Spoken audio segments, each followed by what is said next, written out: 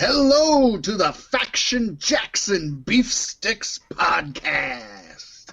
We hope you're ready for action, because we're bringing the pain as we break down our top 10 underrated factions. But in all honesty, it's each of our own personal top 5, potentially. Yeah. Pitted against each other. I think it's a really good list of actually top 10 underrated factions. There's a good mixture of eras, of promotions, of wrestlers, and of opinions. Yes, indeed. I'm looking forward to this one. Usually the lists I'm a little bit unsure of, but as soon as we came up with this one, I'm like, this is going to be good times.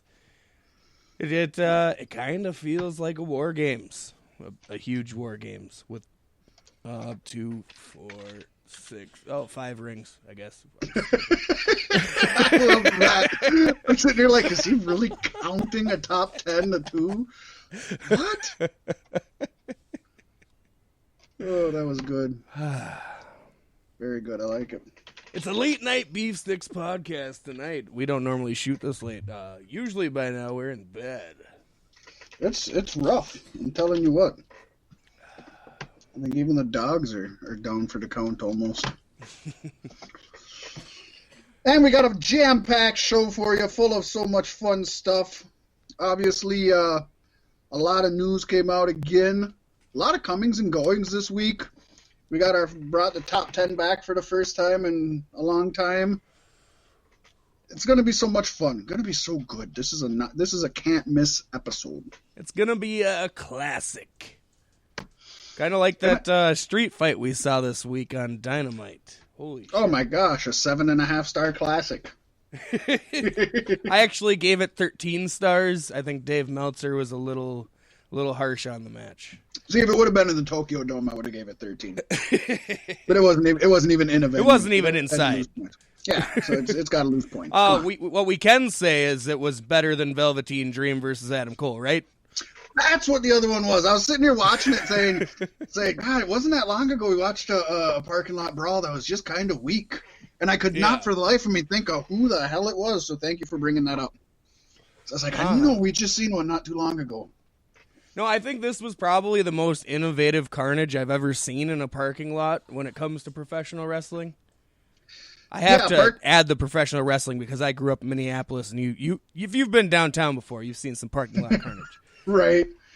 Yeah, definitely the parking lot brawls in wrestling tend to be letdowns. Probably the best one up to this point, at least on a major scale, would have been the Roddy Piper Goldust one from WrestleMania, I want to say 15, but I could be wrong about that. No, it wouldn't have been 15 because, maybe it was 15. I don't know. Yeah. We're going to say 15. Well, you know it's a good one because every time we talk about parking lot brawls, it definitely comes up. That has to. And Paystee, you know it's a good one when we have to bring it up in This Week in Pro Wrestling History. Yes. And this was a big move, but maybe not a great one for poor USA Network. 20 years ago, Paystee, Raw aired its last show on USA Network until its return after a 5-year hiatus. Now, dating back to All American Wrestling, WWF had been on USA Network, at least in some capacity, since 1983. WWF had been on in primetime weekly since 84 with Tuesday Night Titans, and on Monday nights since primetime wrestling in 85. In June of 2000, Viacom won the rights, though, to WWF programming in a bidding war with NBC Universal. WWF's flagship show would return to USA in 2005, though, where it's remained to this day, which I think they're still doing okay. In the show's main event, Paystee, The Undertaker defeated WWF champion The Rock, but it was a non-title match, of course. Some of the other matches of note that night were The Right to Censor, represented by Bull Buchanan and The Good Father, beating the Dudley Boys. Kane got himself a DQ victory over somebody who doesn't exist in WWE history anymore. Oh, Chris Benoit, sorry. We can say his name, they can't. And champions Christian and Edge retained their tag team titles against Too Cool. And ladies and gentlemen, stay tuned because many of these names will be popping back up in our underrated faction battle royale warfare war games war grounds. War Crowns. War Crowns. There we go. I like War Crowns. Yes. Yeah, that was an end of an era, like I'd said on there. Since '85, WWF had been on Monday nights. So, and if you take just that 5-year gap away from it, that's what, 35 years minus 5. So 30 years that USA has ran WWEF programming, if you consider to this date. That's crazy. That is really crazy. Impact's getting close. Just not on one network. Bounced around more than any other promotion. Well, they got to share the love, right? They can't bring all those ratings to just one channel. I tell you what, I do love what they share. Yes. And I love what we have to share, Paystee. And that brings us into our top 10 underrated factions. Now, folks, there was some criteria to this. The criteria was the factions had to include at least 3 members at one time and at least 4 members over the course of their lifespan. They also have to be underrated. That means Fabulous Freebirds or the Four Horsemen or the NWO or DX, which everybody knows and sell millions of merchandise. Exactly, Bullet Club. They don't count. They may be better factions than these. In fact, I'd argue they all were better factions than these. But people give them their due. And these are the ones that people forget about, think were bad, or just downright never knew existed. So do we want to go least to best or best to worst, or how do we want to do it? Least to best always. All right, least to best, Paystee. We are starting this one off with one that may be a little more familiar to folks listening today. Maybe not the most obscure faction, but I felt it doesn't get enough love, especially when you look back in WWF factions. The Ministry of Darkness. Now, Paystee, I'm only including the actual original Ministry of Darkness, none of that corporation ministry stuff. No, we're talking about the 1998 to 1999 Undertaker ran faction that included Midian, Viscera, Farouk and Bradshaw, Edge, Christian, and Gangrel, all at some point. Now, why, you may ask, are they an underrated faction that deserves to be on here? Well, basically, after Paul Bearer turned his back on Kane and rejoined Undertaker at 98's In Your House Judgment Day, Undertaker announced the Ministry of Darkness and a plague of evil that would be unleashed on the WWF. While this was happening, Bradshaw and Farouk formed a team of the Acolytes, and the Jackal would mention on commentary that his Acolytes would usher in an age of tribulation in the WWF. Well, the Jackal left and went to ECW as Cyrus the Virus, so that didn't last long at all. And then Farouk and Bradshaw found themselves at a poker table. Exactly. But Farouk and Bradshaw, they did bring in an age of tribulation by abducting Dennis Knight and joining The Undertaker, followed by a dark ritual which involved renaming Knight into Midian and renaming the 485-pound Mabel as Viscera, as they all joined the Macabre faction, followed by the vampire-inspired Brood trio, which at that time consisted of Gangrel, Christian, and Edge.